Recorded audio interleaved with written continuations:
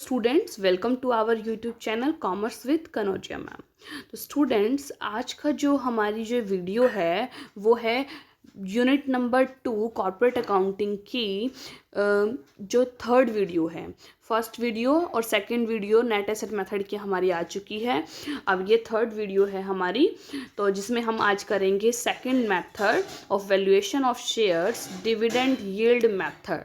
तो चलिए student start करते हैं हम डिविडेंड यील्ड मेथड में। देखिए क्या होता है, इसका फॉर्मूला क्या होता है, इलिस्ट्रेशन के साथ कवर करते हुए हम इस जो मेथड को करेंगे। तो देखिए students, dividend yield method, as stated earlier, that one of the main limitation of net asset method is that it can be used at the time of liquidation only। हमने देखो जो प्रीवियस वीडियो करी थी net asset method वाली, उसमें ये था कि नेट एसेट मेथड वहाँ पर यूज़ किया जाता है जहाँ पर जो भी हमारी बिजनेस ऑर्गेनाइजेशन है उसका लिक्विडेशन हो रहा होता है। जब वो ख़त्म हो रही होती है फिर शेयर्स को क्या करा जाता है, वैल्यू किया जाता है, वैल्यूएट किया जाता है। ठीक है, but the shareholder are always interested in knowing the value of the share in terms of the return on the investment। लेकिन जो शेयर होल्डर हैं वो ऑलवेज इंटरेस्टेड होते हैं कि उन्हें पता चले कि उनके शेयर की वैल्यू क्या है, ताकि उनको जो भी उन्होंने इन्वेस्टमेंट करी है उसके ऊपर रिटर्न भी उसके अकॉर्डिंग ही आए। He compares his returns with the price paid by him for the share.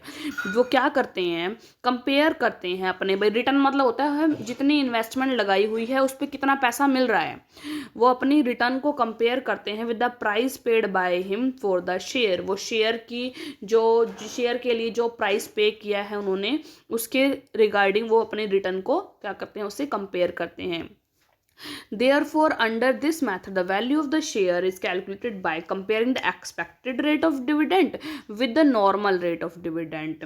तो देखो इसमें क्या करते हैं, इस वाले मेथड के अंदर एक्सपेक्टेड रेट ऑफ डिविडेंड, यानी कि वो एक्सपेक्ट करते हैं कि हमें इतना डिविडेंड इस शेयर्स की इन्वेस्टमेंट पर मिल जाएगा, और उसकी जो कंपैरिजन करते हैं वो किससे करते हैं, नॉर्मल रेट ऑफ डिविडेंड से, कि नॉर्मल रेट चल क्या रहा है या मिल रहा है उनको उससे। ठीक है, which is prevailing in the industry में जो चल रहा है normal rate. Following formula is use to valuing the share under this method. देखो कौन सा मेथड यूज होता है, कौन सा फॉर्मूला यूज होता है वैल्यू ऑफ शेयर निकालने के लिए इस मेथड के अंदर। एक्सपेक्टेड रेट ऑफ डिविडेंड जो एक्सपेक्ट कर रहे हैं, और जो उस इंडस्ट्री में जो नॉर्मल रेट चल रही है,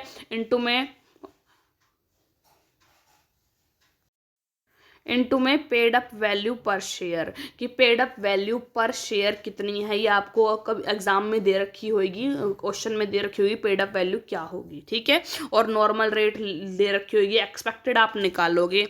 ठीक है, अब देखो कैसे निकालोगे एक्सपेक्टेड। देखो जब आपको क्वेश्चन दे रखा होगा ना, मोस्ट ऑफ क्वेश्चन में आपको नॉर्मल रेट ऑफ डिविडेंड दे रखी होगी कि भाई इंडस्ट्री में जो सी नॉर्मल रेट चल रही होती है वो दे रखी होती है, आपको पेड अप वैल्यू दे रखी होती है शेयर की। एक्सपेक्टेड रेट आपको निकालनी पड़ेगी, क्योंकि जब इस फॉर्मूले को पूरा कर पाओगे आप, एक्सपेक्टेड रेट आपके पास होगी। ठीक है, तो अब देखो एक्सपेक्टेड रेट निकालते कैसे हैं हम। Calculation of expected rate of dividend, for the calculation of expected rate of dividend the profit available for equity share holders calculated as follow. देखो हमने एक्सपेक्टेड रेट डिविडेंड निकालनी है, जिसके लिए हमें क्या निकालना पड़ेगा कि प्रॉफिट लास्ट में जो बचता है किसके लिए, इक्विटी शेयर होल्डर्स के लिए कितना प्रॉफिट बचता है, उससे पहले वो निकालोगे, फिर उसकी हेल्प से आप एक्सपेक्टेड रेट ऑफ डिविडेंड निकालोगे। ठीक है, तो देखो कैसे निकालोगे आप जो प्रॉफिट बचा है इक्विटी शेयर होल्डर के लिए। सबसे पहले प्रॉफिट ऑफ द कंपनी, जो भी प्रॉफिट टोटल आया है ना कंपनी का वो ले लिया, उसमें से इनकम टैक्स माइनस करोगे, जो भी रिजर्व में ट्रांसफर करना है वो रिजर्व ट्रांसफर करोगे, माइनस करते जाओगे।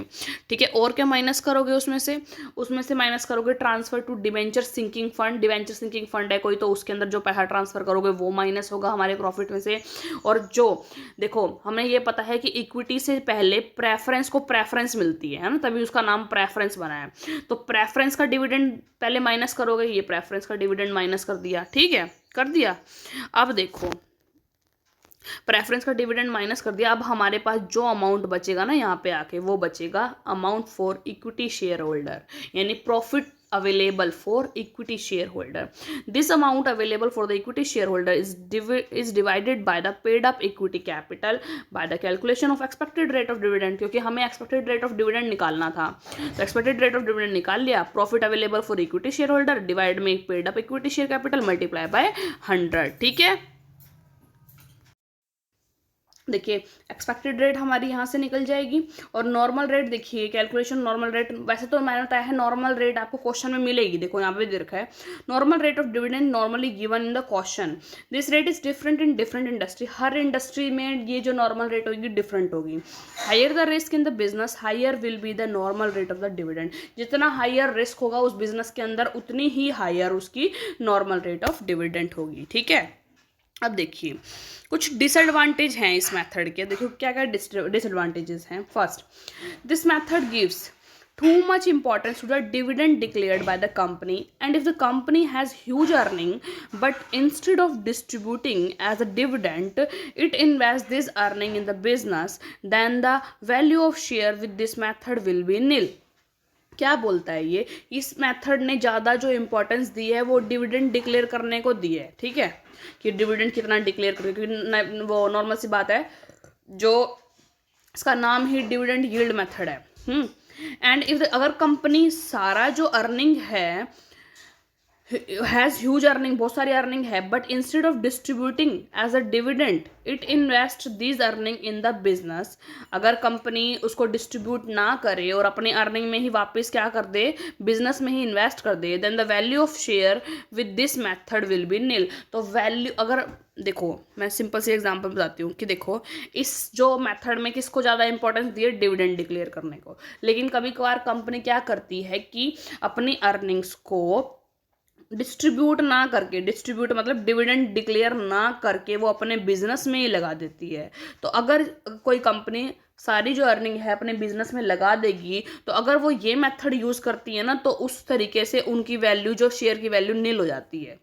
क्योंकि ये बोलता है कि डिविडेंड डिक्लेयर करने वाले ही शेयर की वैल्यू होती है, जो शेयर्स डिविडेंड डिक्लेयर नहीं करते हैं उसकी वैल्यू नील होती है. ठीक है, तो ये डिसएडवांटेज हो गई इसकी. ठीक है, दूसरा, when the financial weak companies declare the higher rate of dividend and with this method the value of share will be higher. देखिए क्या करते हैं, क्योंकि सिर्फ ओनली डिविडेंड यील्ड मेथड में डिविडेंड को इंपॉर्टेंस दी गई है, तो कोई ऐसी कंपनी है जो फाइनेंशियली वीक है बट उन्होंने अपने शेयर्स पर जो डिविडेंड है ना वो बहुत हायर रेट पे दे रखा है, तो वो जो शेयर अपना हायर दिखा रही है तो उनकी शेयर वैल्यू, नॉर्मल सी बात है, इस अगर मेथड से दिखाओगे तो उनकी शेयर वैल्यू, मार्केट वैल्यू जो होगी वो ज़्यादा होगी. एक फाइनेंशियली अच्छी कंपनी है, एक फाइनेंशियली वीक कंपनी है. जो अच्छी कंपनी है उसका डिविडेंड मान लो 5,000 रुपये है नॉर्मली, और वीक कंपनी ने 6,000 रुपये देखा रखा है. तो चाहे इस मेथड से यूज़ करेंगे तो ये वाली दिखाएगी कि अच्छी कंपनी है, जबकि अच्छी कंपनी कौन सी है, ये वाली है. ठीक है, ये दिखा रखा है इन्होंने.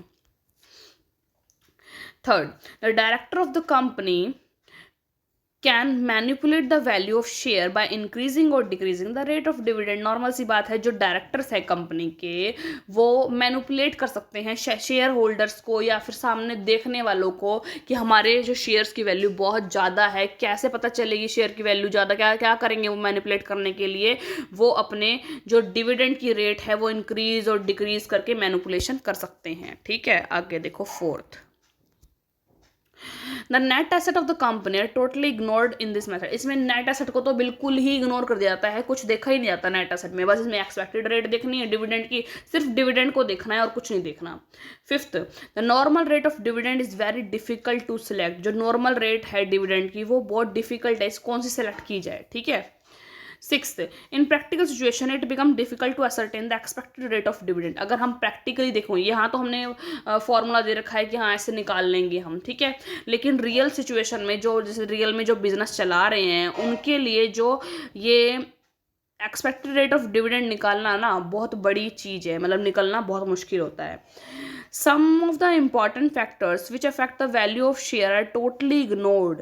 कुछ ऐसे फैक्टर्स जो वैल्यू ऑफ शेयर्स को इग्नोर करते, वो मतलब सॉरी अफेक्ट करते हैं, उनको हम इसमें पूरा ही इग्नोर कर देते हैं अंडर दिस मेथड. इस मेथड के अंदर like nature of the business, ऐसे हमने पढ़े थे ना, जो हमारी उसकी फर्स्ट वीडियो थी उसमें हमने पढ़ा था कि क्या कहते हैं, नेचर ऑफ द बिजनेस है, अफेक्ट करती है हमारे वैल्यू ऑफ शेयर को, financial ratio, future prospect of the company etcetera. ठीक है, इन सब फैक्टर्स को ये क्या कर देते हैं, ये देखते ही नहीं है कि भाई ये इंपॉर्टेंट है। ठीक है, आगे अब सुटेबिलिटी कहाँ है इस मेथड की, कहाँ ज़्यादा सुटेबल रहता है ये मेथड, तो देखो first the shareholder who hold the share for short term and are primarily interested in the dividend, this method is useful. देखो कोई ऐसा शेयर होल्डर है जो भाई जिसका सिर्फ एक ही मोटिव है कि भाई मुझे ज़्यादा से ज़्यादा डिविडेंड कलेक्ट करना है।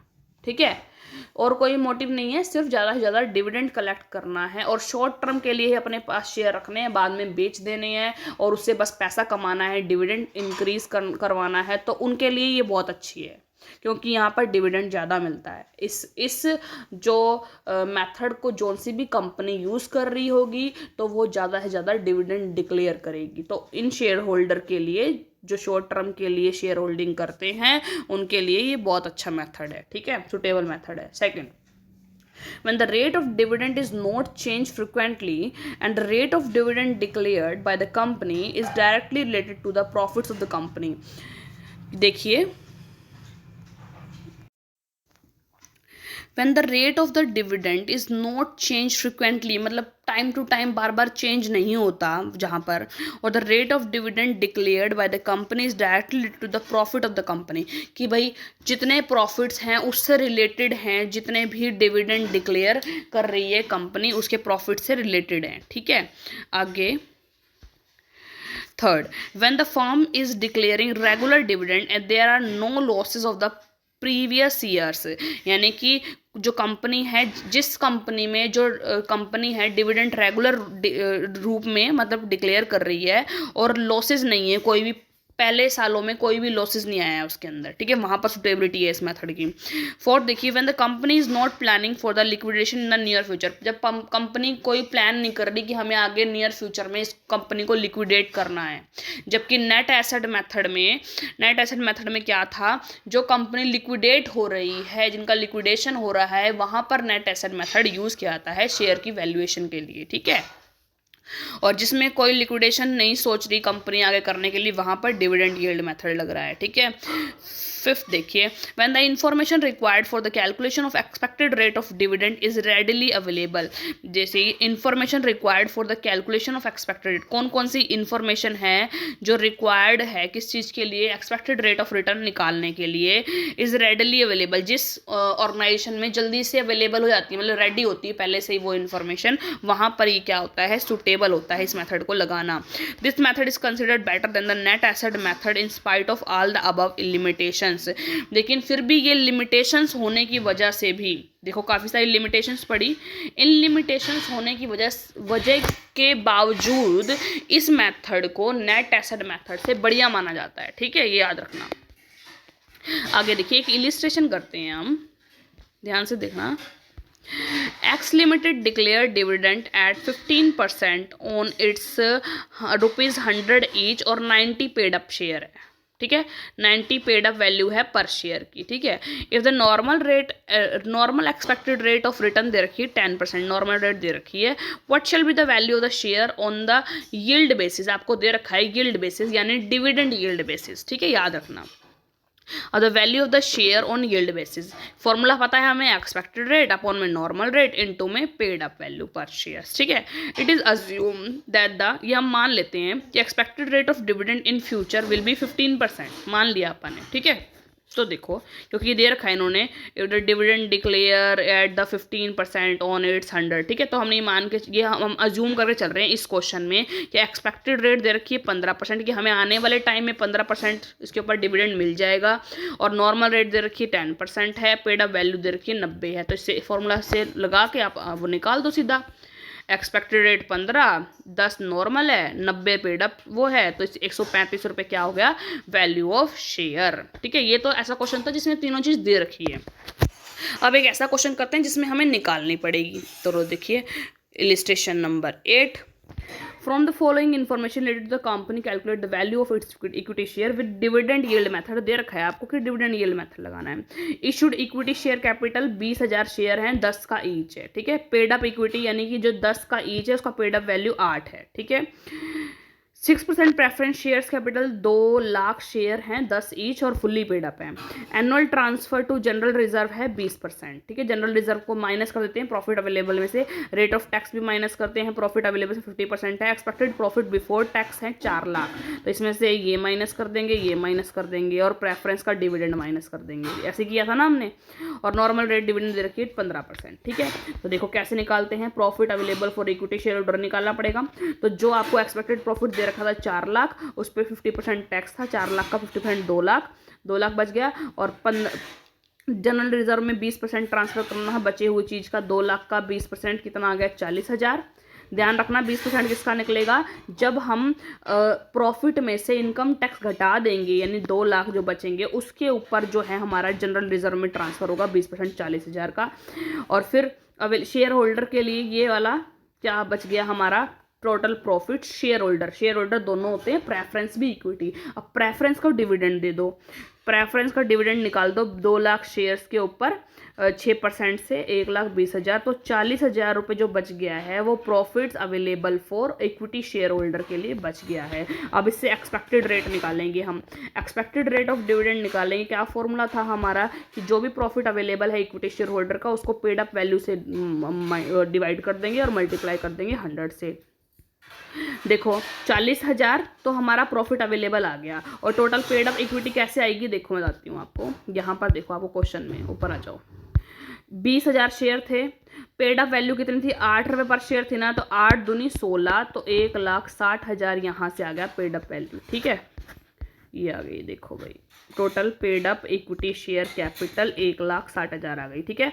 और इनटू में 100, 25% क्या आ गई, एक्सपेक्टेड रेट ऑफ रिटर्न, ठीक है।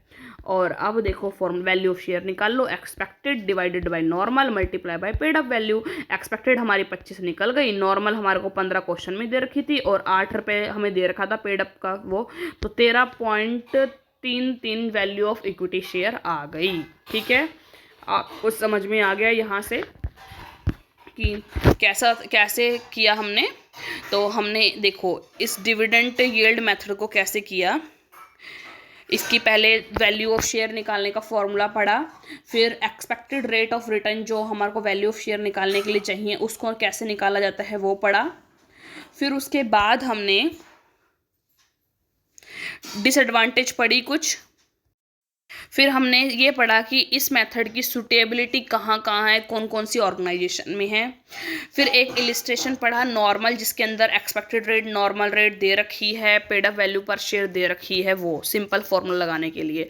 फिर हमने एक ऐसा इलिस्ट्रेशन पढ़ा जिसमें हमने एक्सपेक्टेड रेट रिटर्न निकालनी है, ऐसा एक इलिस्ट्रेशन किया, ठीक है। तो आपको आई होप यहाँ से dividend yield method proper correctly अच्छे तरीके से माइंड में आ गया होगा कि कैसे हमने इसको यूज़ करना है। एग्जाम में क्वेश्चन आते हैं तो डिविडेंड यील्ड मेथड का अगर क्वेश्चन आता है तो हमने कैसे सॉल्व करना है उसको, ठीक है स्टूडेंट्स।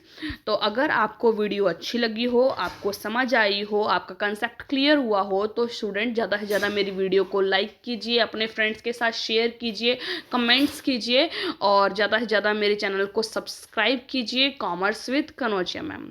और स्टूडेंट्स बेल आइकन जरूर प्रेस करना लास्ट में, ताकि आपको मेरी फर्दर वीडियोस की इन्फॉर्मेशन नोटिफिकेशन मिलती रहे, ठीक है। Thank you students.